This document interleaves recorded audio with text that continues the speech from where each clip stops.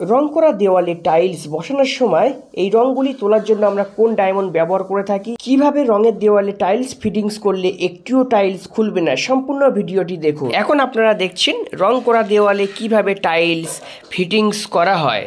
অনেক সময় আমাদের রঙের দেওয়ালে টাইলস ফিটিংস করতে হয়, কিন্তু কিছুদিন পর সে টাইলসটি খুলে পড়ে যায়, কারণ আমাদের ওয়ালটা ভালোভাবে পরিষ্কার করে নেওয়া হয় না। তো এই ওয়ালটা আমরা কীভাবে পরিষ্কার করি আজকে সেটা আপনাদেরকে বলবো। এই ডায়মন্ডের সাহায্যে আমরা ওয়ালটাকে পরিষ্কার করি। এই ডায়মন্ডের কী নাম ভিডিও শেষে আপনাদের বলে দেবো, কত টাকা দাম সেটাও বলে দেবো। আর একটা কারণ হচ্ছে সেটা হলো আমাদের যে অ্যাডাসিভ, সেই অ্যাডাসিভটা আমরা সঠিক অ্যাডাসিভটা আমরা ইউজ করতে জানি না, যার কারণে আমাদের ওয়াল থেকে টাইলসটা খুলে পড়ে যায়। তো দেখুন আমাদের এইভাবে আমরা মেশিনের সাহায্যে ডায়মন্ড লাগিয়ে ওয়ালটাকে ক্লিন করে নিচ্ছি। আর এইখানে কোন অ্যাডাসিভ আমরা ইউজ করি এক ভাই জানতে চেয়েছিল। তো দেখুন ভাই, এইটা হচ্ছে টাইপ 2 অ্যাডাসিভ। এই অ্যাডাসিভটা আমরা রঙের দেওয়ালে ইউজ করে থাকি। তো এর দাম কত টাকা সেটাও আমি আপনাদেরকে বলে দেব।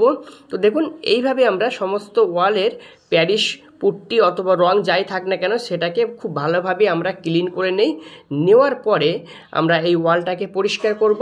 পরিষ্কার করে নেওয়ার পরে তারপরে আমরা আমাদের যে টাইলসটা আছে সেই টাইলসটা আমরা ফিটিংস করব। তো এইভাবে যদি আপনারা কাজ করতে পারেন তাহলে দেখবেন একটিও টাইলস খুলে পড়বে না। তো এইবারে কি করব, ওয়ালটা পরিষ্কার করে নেব। পরিষ্কার করে নেওয়ার পরে এইভাবে আমরা টাইলস অ্যাডহেসিভটা ওয়ালে লাগিয়ে নেব।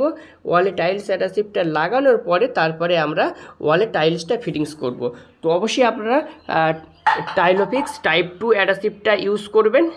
আর এর দাম 480 থেকে 500 টাকা 20 কেজি দাম। তো আর এই যে ডায়মন্ডটা আমরা ইউজ করেছি, ডায়মন্ডটির নাম হচ্ছে বাটি ডায়মন্ড। এই ডায়মন্ডটা আপনারা যেখানে মার্বেল কাজের মেশিনারি জিনিসপত্র পাওয়া যায় সেইখানে আপনারা এই ডায়মন্ডটি পেয়ে যাবেন। তো দেখুন এটি হচ্ছে আমাদের কাজের পদ্ধতি। এই পদ্ধতিটা আপনাদের কেমন লেগেছে অবশ্যই আপনারা জানাবেন।